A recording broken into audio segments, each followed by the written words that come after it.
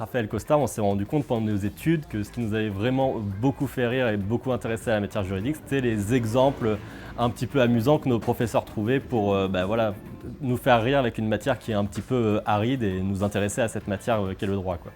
Mais ce qui nous déplaisait, c'était que parfois, en discutant avec de vieux notaires ou de vieux avocats, on avait l'impression que cette passion pour le droit, elle se tarissait un peu au fur et à mesure de la vie, quoi, et que ça se désenchantait, quoi.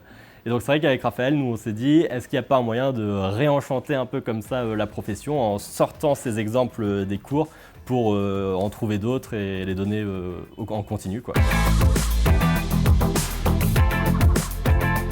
Donc le Code des curiosités juridiques, c'est notre nouveau livre dans lequel en fait, on fait une compilation des lois, des propositions de loi, des arrêtés municipaux, en fait de toutes les règles du droit français les plus insolites, celles qui ont existé ou qui existent encore. Au début, on était concentré que sur les décisions de justice, donc on cherchait ces décisions de justice avec des mots-clés un peu bizarres, dont la présence dans une décision de justice annonce quelque chose d'assez original. Donc par exemple, je ne sais pas si je peux donner un exemple là, le dernier. Par exemple, il faut chercher dans une décision de justice. Si vous cherchez merde, par exemple, c'est pas assez discriminant. Il peut y avoir une décision qui est pas drôle du tout avec ce mot-là. Mais par exemple, si vous cherchez avec poil pubien, déjà, ça commence à être plus technique.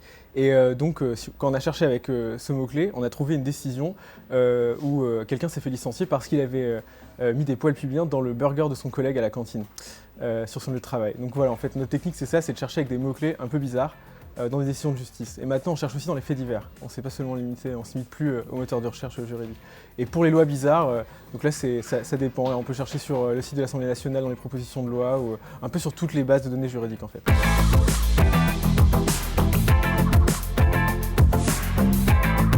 Alors, le prochain livre sort en juin.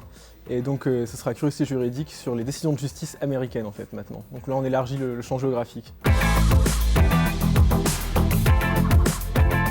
Un arrêté municipal que j'aime beaucoup, c'est l'arrêté municipal qui interdit à Anne Hidalgo de se rendre à Maison Lafitte et qui a été adopté par le maire de Maison Lafitte en réaction en fait, aux bouchons en région parisienne. Et donc du coup, il a adopté cet arrêté municipal qui interdit le territoire de la commune à Anne Hidalgo.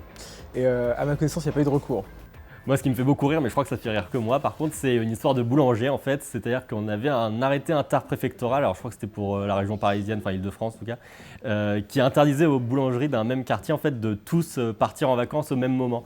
Et en fait, ça vient d'une espèce de résurgence d'une vieille histoire française où pendant la Révolution, parce qu'il n'y avait plus de pain, on avait décapité un boulanger et on avait exposé sa tête en place publique. Et depuis ça, en fait, on avait mis en place ce système de rotation, un service de garde des boulangers parisiens.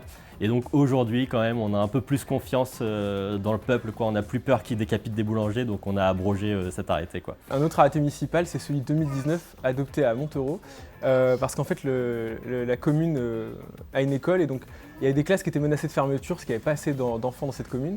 Et donc le maire a adopté un arrêté municipal pour favoriser la distribution de petites pilules bleues de Viagra aux habitants pour qu'ils se reproduisent et donc que la classe ne soit pas menacée de fermeture. C'est juste un arrêté municipal, un peu coup de pub pour dénoncer la fermeture de l'école municipale, mais je trouve assez drôle.